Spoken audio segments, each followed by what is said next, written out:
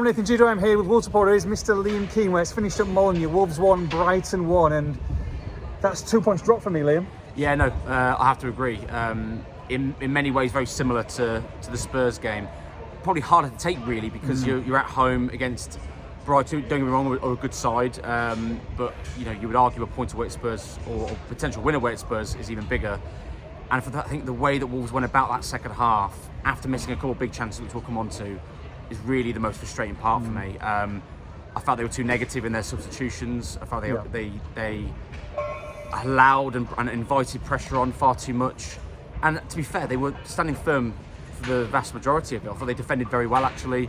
Got a couple of chances to say on the break and probably should have wrapped the game up.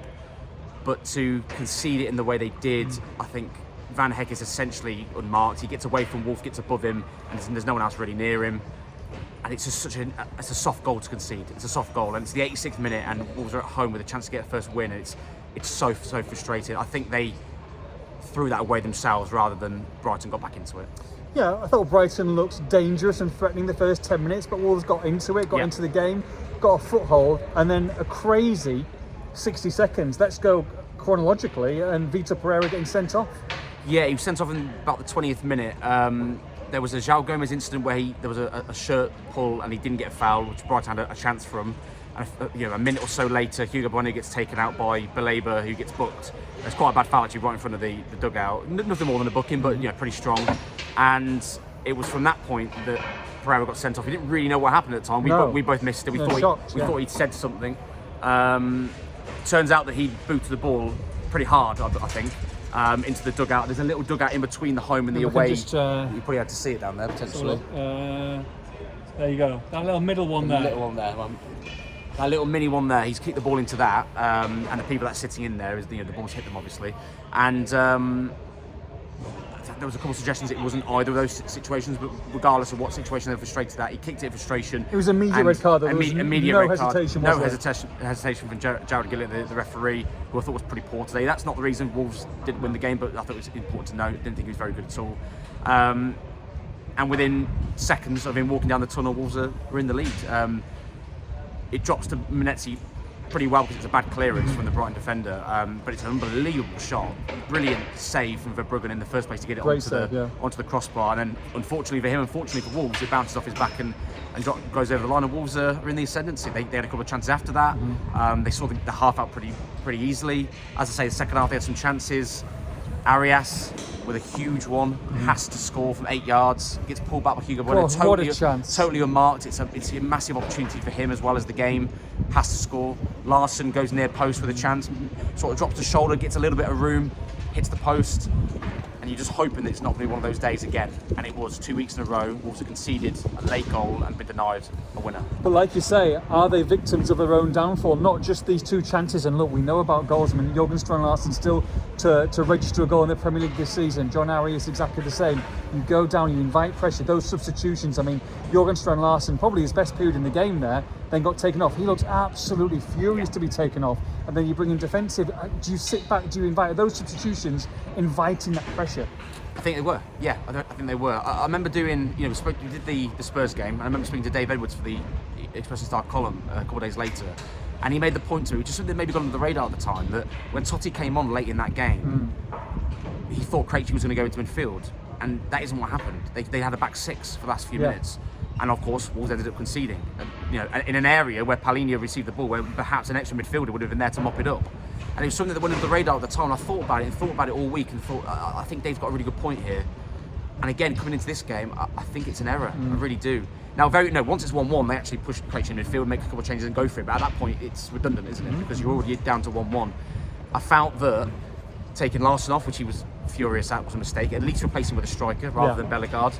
At the very least, and bringing Agbadou on and going to a 5 invited a bit of pressure. I thought Agbadou did okay. I don't think he did anything particularly wrong, but he's erratic, of course, and it just invited and gave Brighton that little bit of extra room. So, yeah, for me, I think Wolves were victims of their own downfall again. That isn't Brighton coming into the game and snatching a winner and deserving it. That's Wolves, in my opinion, handed it to them on a silver platter. Yeah, look, it could have been worse, couldn't they? Because Sam Johnson had to make an absolute point-blank save from Russell just before they equalised. Fantastic save, yeah. Rutter makes brilliant contact with the ball, sort of gets around his mark. I think it might have been Krejci at the time, gets around the mark, it gets a toe on it. Looks like it's going in the top corner for everyone's money. And Johnston pulls off a fantastic save. I thought he was very good again today, to be honest. Strong performances all round from him. Santi Bueno as well again. Santi Bueno I thought was excellent. I thought Tatchwood did well. Tatchwood did well. Krejci I thought did well again, continues his strong performances. So there's lots of, I thought the midfield was good as well. Andre João Gomez. Andre at times maybe slightly behind the play, but I thought he came into the game a lot better throughout as the sort of game progressed. There's a lot of good performances in there, lots of good performances. I thought Hwang actually did pretty well. I know it'll be criticised, but I'm going to be honest and objective. I thought Hwang did pretty well. But then Larson was quiet again. Arias misses a massive chance, and yeah, he's involved in the game at times and did okay at times, but you've got to do better with those big moments.